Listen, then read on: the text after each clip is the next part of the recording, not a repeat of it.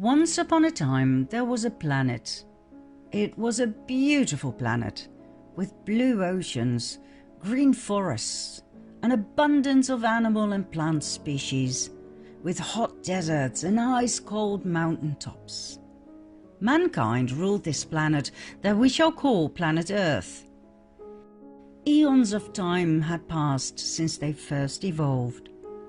Great civilizations they had built, but, as was ordained by universal law, all of these civilizations had disappeared after great times of power and glory.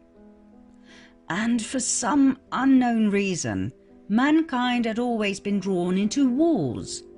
The gods had no understanding of mankind's collective insanity, but observed it with great interest. After all, that's what gods do. They observe their creations evolve. In the year 2019, something extraordinary occurred. It was in December of this year that a chain of events was about to unfold with such swiftness, such audacity, that no one fully realized to what extent society was about to change worldwide. Even if the gods had told them what was about to happen, no one would have believed them. And so, once again, they remained silent. After all, what could they possibly have said?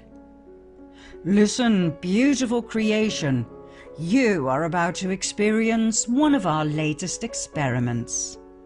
We will create a situation in which your freedom, your liberties, your rights will be taken from you by your own governments.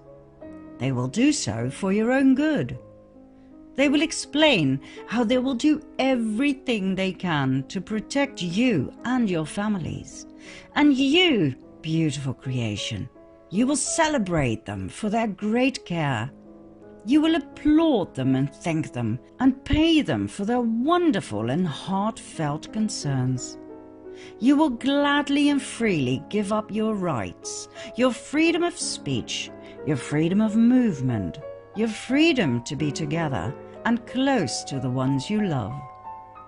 You will understand and freely obey your social media, your YouTube, Facebook and Twitter censorship of those who speak different truths, of those who dare question the narrative, of those who ask critical questions. And you, beautiful creation, you will applaud your social media, for they are wise, and those who go against the grain are dangerous and must be silenced. Borders will be closed. Businesses, theatres, pubs and restaurants, everything will be shut down. The entire planet will be on lockdown, and you, beautiful creation, you will be grateful. Your governments will ask you to keep a close eye on your fellow citizens to see if they obey the rules. And you, beautiful creation, will do so and freely report them to the authorities. And you will feel happy and content for having contributed to the safety of your nation and your planet. You will proudly wear special clothes designed to protect you from your global enemy that we shall refer to as the Crown. The infection of the Crown. It will not bother you that the Crown is invisible. It will not bother you that your governments will only allow those scientists to inform you whom they paid. You will not even see it. You will only see what they want you to see. Every free thought, every hampering in your blind faith will be smothered by TV programming and your newspapers. Those who dare express doubt will be ridiculed nationwide, and they will be exposed for their dangerous delusions. Beautiful creation, we, the gods, wish to see how far you are willing to let this evolve. How far before the scales will fall from your eyes before you ring the alarm? We wish to see what you will accept. Facial recognition? Drones to monitor and correct you? Betray your fellow man? Laws to limit your freedom of speech, of movement, of occupation? Laws to submit to forced vaccinations? How far will you go before you start questioning your authorities and their crown? You have always shown a tendency towards warfare. We have never understood why. When we ask you, do you wish to go to war? The answer is always, no, we want peace. But when we put you in one of our small experiments, you seem to yearn for war. Why?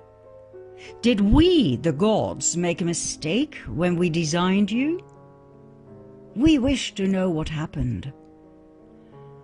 Why fight a common enemy that no one can see, nor hear, taste, touch or smell, yet which your authorities claim does exist?